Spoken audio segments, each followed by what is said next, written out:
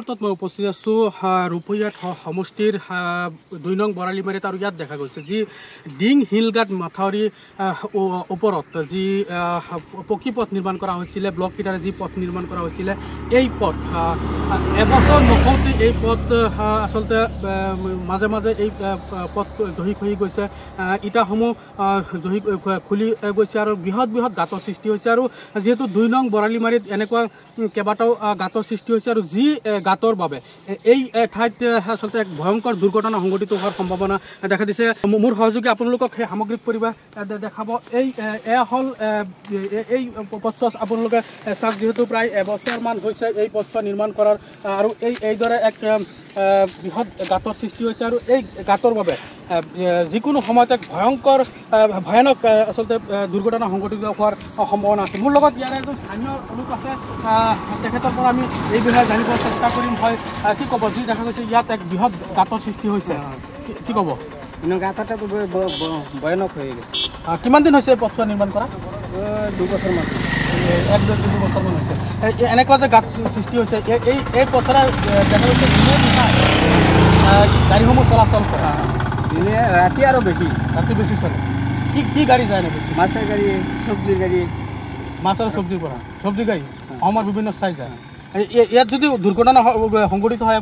ভয়ংকৰ দুৰ্ঘটনা সংঘটিত হোৱাৰ সম্ভাৱনা আছে কি ক'ব চৰকাৰক কি আহ্বান জনাব চৰকাৰে তো ৰাস্তাটো চাব লাগে আকৌ নিৰ্মাণ কৰি দিব লাগে হয় ধন্যবাদ আপোনাক এইদৰে দেখা গৈছে এক ভয়ংকৰ দুৰ্ঘটনা সংঘটিত হোৱাৰ সম্ভাৱনা আছে কাৰণ ইয়াত অকল এই ঠাইতে নহয় আৰু এনে কেইবা ঠাইতো আছে এনেকুৱা বৃহৎ গাঁতৰ সৃষ্টি হৈছে যি দেখা গৈছে আচলতে ৰেইন কাৰ্টৰ ফলত এনেকুৱা গাঁতৰ সৃষ্টি হৈছে বৰষুণৰ ফলত যি মাটিসমূহ খহাই লৈ গৈছে আৰু খহাই নিয়াৰ পিছত ফলতে এইদৰে এক বৃহৎ গাঁতৰ সৃষ্টি হৈছে এই যি গাঁত দেখা গৈছে ভিতৰলৈকে বহু ভিতৰলৈকে সোমাই গৈছে আৰু যিকোনো সময়ত এই ঠাইখিনি বহি যোৱাৰ সম্ভাৱনা আছে আৰু বহি গ'লে যিহেতু ইয়াৰ পৰা অসমৰ বিভিন্ন ঠাইত শাক পাচলি তথা মাছসমূহ ইয়াৰ পৰা ৰপ্তানি কৰা হয় আৰু যিহেতু নিশা এই পথেৰে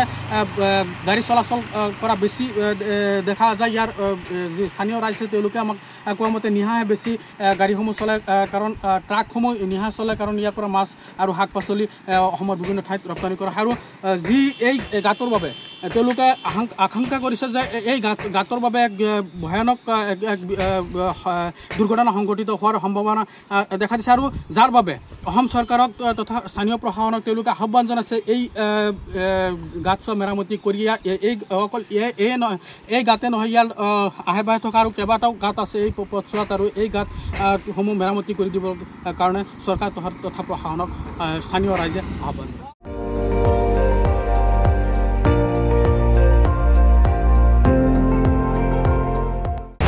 আপুনি চাই আছে ND24 সৰ্বশ্ৰেষ্ঠ নহয় সৰ্বোত্তমৰ দৌৰ